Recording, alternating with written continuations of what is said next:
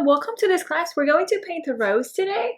I already did my test piece. I just want to show you what it looks like, what it turned out, how it turned out. So I went a little heavier with the shadows, and I think I'm gonna try to keep them maybe a little lighter, slightly lighter.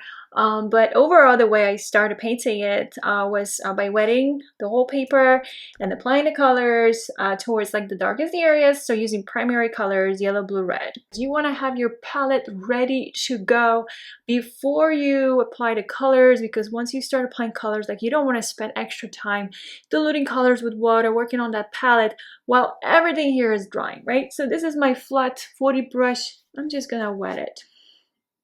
I don't need to go like too close towards the edges. I just want the rose to be nice and wet. So here we go. I'm gonna wet it for a few minutes. The longer you wet, the more time you have to apply colors wet on wet. All right, and I'm gonna grab my long quill size 2. This is my long quill size 2 Songbird, and there's my palette. So I have my Amy Desalon yellow here, and then ISO yellow. The paint already dried. Actually, I was wetting this for so long. And then here's some of this Quin red as well. So as you see, I'm not trying to mix these perfectly. Here's a little more of that, I'd say, Amy Desalon yellow. I'm gonna start with this one. Now, you want to use something that feels like heavy cream-like ratio between water and paint. And at some point, we can use cream top, which is like paint that's almost like not diluted with water, like creamy. But you want to have a lot of control. Actually, I am going to use some yellow ochre too, just to change the shade of it, like in some of these areas. And then I'm looking for these areas wherever I feel like there's this kind of, this is white rose, right? But we have like some yellow in there, and that's what we're trying to recreate with the watercolors. And so I'm grabbing now a little bit more of this Quin red. This is like what it looks like, very light. I'm actually going towards more like a milk-like ratio now, or water-like ratio. So I was saying that, okay, we would start with a heavy cream here maybe, and I'm painting also with a quill brush, which is it's a very thirsty brush, right? But at some point you want to feel it out, because maybe that ratio doesn't work for you. Maybe you want to go with water-like ratio. It's actually also the amount of paint you have on your brush. If you have too much, if this is loaded with paint and water and you press to that paper, everything will spread. And you want to have control. So it's also the amount of paint that you have on your brush. It's like so many different factors. Sometimes I'll say, okay, I'm starting with this heavy cream-like ratio, and then in a second I'm just using water-like ratio, right? It might be confusing because you feel it out with your brush. Okay, let's see how fast I can do it. And this is like the softer shadows. And on top of that, I'm going to have these cast shadows. So I just want to create these kind of folds in the rose, in the petal, in this petal, and let's say maybe like this petal. We can do all this that I'm doing now, of course, with the second layer. I'd say this is optional, because maybe you're still working on each petal, like just to add more color. And that's totally okay. Take your time, right? If your paper is still wet, then keep going and feel it out. And I'm just kind of looking for areas. And as you can see, like this is my brush now. It's kind of damp, but I have some paint there, and this is the timing where I can play with it like that. Like it's still slightly wet, damp, right? And it's safe, where I can still do this as long as my brush does not have any like new water. Hi everyone, welcome back.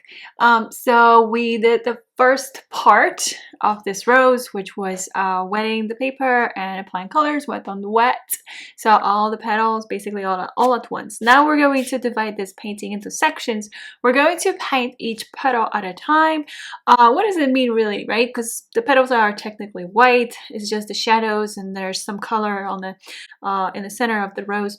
We're just going to add tiny bit of color to, for example, to show more shadow over the edge of this one. I'm gonna wet it first. This is my long quill size 2.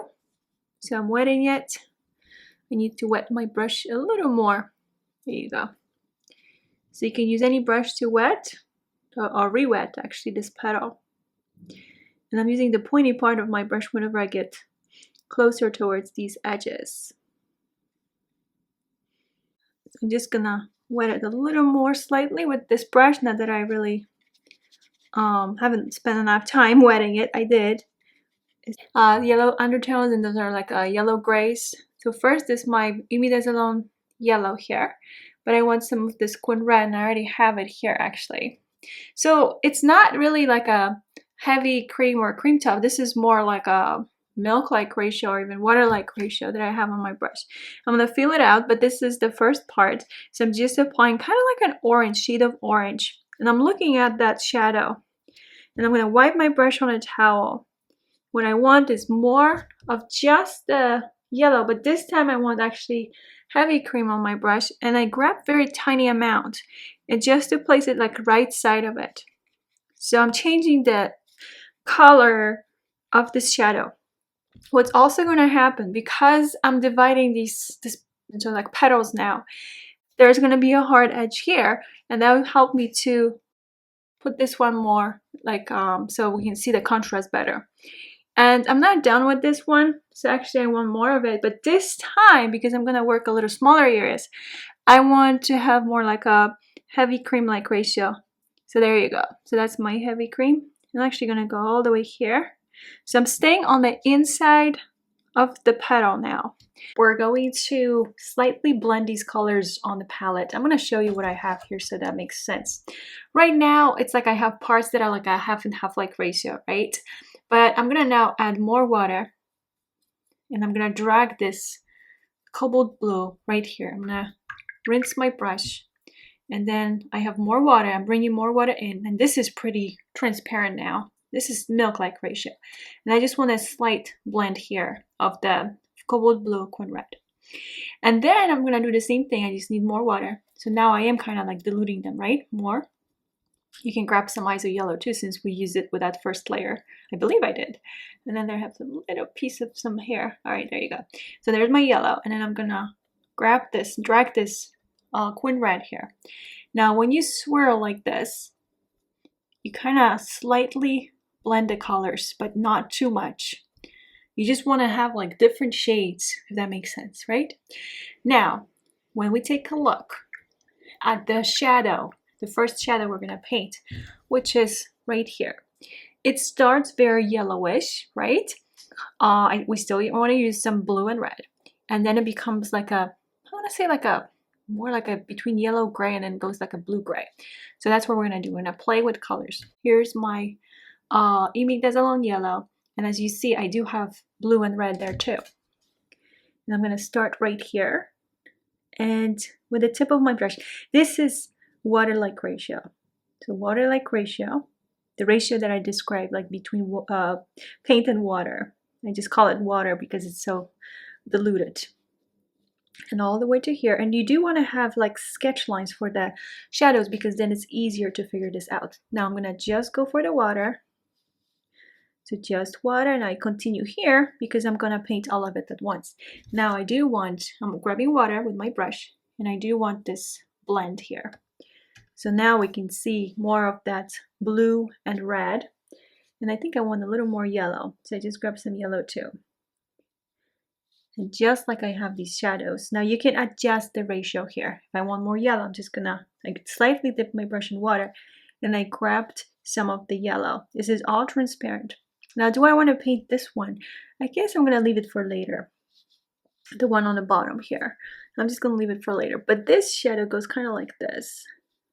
And keep an eye on every other area, like all these other areas, because they will dry faster. So now a little more. They will dry faster if you don't go in that area at all. Again, and you want to continue going. So this is like the darker area technically. I'm gonna clean my brush, wipe it on a towel, and I'm gonna grab this kind of like yellow gray again. So this is more like transparent. And I gotta go here actually. What would help is actually just water. So I'm just gonna grab water. This is just water, but I wiped my brush on a towel. I had a little too much water.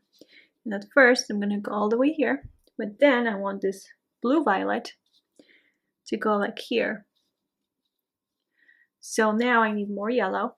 As you see, I continue mixing colors on the paper. So that never ends. I just change the ratios between water and paint.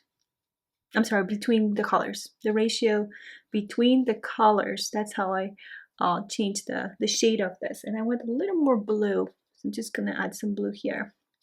And if you feel like, oh, okay, this is like more bluish, then grab a little more blue before it dries. And I'm gonna clean my brush, wipe it on towel slightly, because I don't need paint everywhere. And now I am going to grab this, the yellows. So this is way more yellow with the blue-red. Main color is just the yellow. And if you feel like things are becoming muddy, that means colors are being mixed too much in your palette. And you don't want that. You don't want to mix colors on the palette. You want the mixing to happen naturally on the petals. So now I wipe my brush on a towel. I'm grabbing some more water. And I'm looking at this petal. And I'm grabbing this mix again. The yellow, right? Like a yellow gray. I'm going to continue here actually. Because this part, all this closer to this other petal seems more yellowish. The same thing with this one, but I gotta come back here, right, to add the darks. I mean the darks, like the blue shadow, blue gray. Go a little bit of that here, and I have a lot of water. That's why it's like this is flowing enough for me. And then more of that blue gray. Actually, this feels more like a yellow gray. It just has more blue in it. And I grab a little more blue with this. There you go. And I'm gonna connect the pieces. Now keep in mind that some areas seem actually way more transparent too. So that's when you just want to clean your brush, just like now. I'm cleaning my brush, wiping it on a towel, and I'm just going to go with that damp brush from the middle section. I have a lot of water here and paint, so I can always remove it a little bit kind of with that damp brush. And that's it for the first shadow. And then the same thing here, maybe over this edge of this petal. Yeah, I like that. And then one more, let's say right here, once you start like painting shadows and it's fun, it becomes fun. I feel like you just kind of like want to keep going, and you start seeing shadows you haven't seen actually before, for example. And let's see a little bit here of that shadow, and kind of this one, I guess. Well, I think that's it. I don't see any other shadows, at least at the moment. I might come back to it later, but that's pretty much it. So thank you so much for your time, and I hope you enjoyed this class, and please let me know if you have any questions.